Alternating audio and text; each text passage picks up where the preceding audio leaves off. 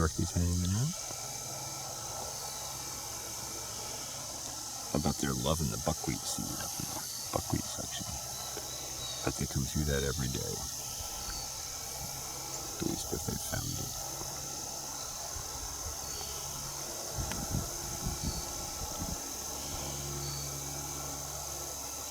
But I'm not here for that. I'm here to do some more harvesting. Well, let's get back at her. One thing that I always talk about is that environment dictates gene expression. And if we can increase the quality of that environment, we can increase the gene expression. And here we are, getting up into the better soil, and we start seeing potatoes like that. Like, that's a number 10 boot right there. Yeah. So, that's kind of nice. That's not too bad. I say those crates probably weigh 70 or 80 pounds a piece. And I should mention the other 2 crates that I harvested in the last video was like 75 pounds or something like that. So I way underestimated what the actual weight is. And these I can tell you are heavy when I pick them up. So that's pretty good. I got 3 rows, basically everything except what came from Dan Kitcher's, like maybe a 15 or 20 foot section at the end of one row. But all 3 rows up to here so far. That's not too bad for afternoon, evening's work. We got some really nice potatoes here. We got some monsters in here too, which is really encouraging. That's good work for first year out in a piece of land. So it's Saturday, September 21st. And I thought I would do a quick outdoor potted plant checkup because I'm planning on pulling a bunch of these potted plants into the grow lab now. And figured we would get one last shot of them before I make that switch. I'll probably do that this evening. So this is the turmeric that I brought back from the farm to respawn just to have a backup. I have to go up to the farm and get the rest of the turmeric and ginger up.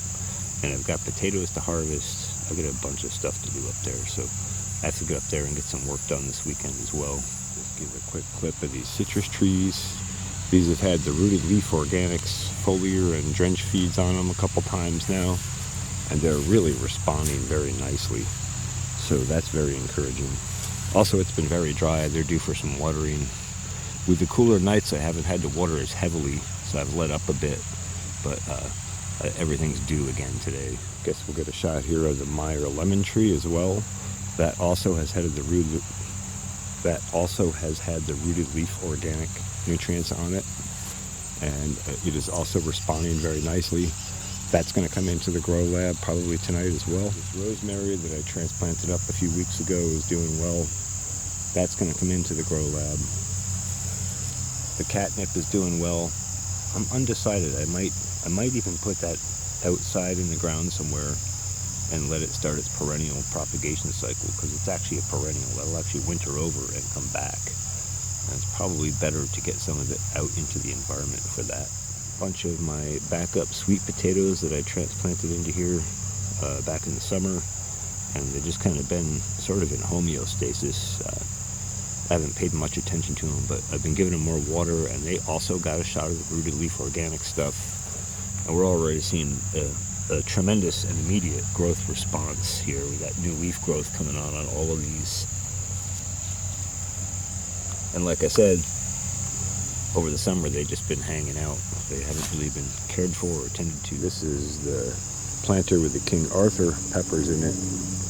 Those had a bunch of Rooted Leaf Organic foliar feeds and drenches also. Well, I shouldn't say a bunch, a couple. It's only been a couple weeks. They're responding nicely. We got lots of new flowers coming on. It has set a whole bunch of new fruit, and it's filling those fruit. And some of these are starting to size up a bit. And I think these would even be growing much faster if the weather were warmer. But right now we're getting some very cool nights, and those cool nights have a huge effect on especially peppers. They're more of a warm weather sort of thing. But these will be coming into the grow lab this evening as well. This is what's left of that Kennebeck potato planting in the planter. That didn't do as well, I think, in part due to sunlight and in part due to soil. Seems to do much better in native soil.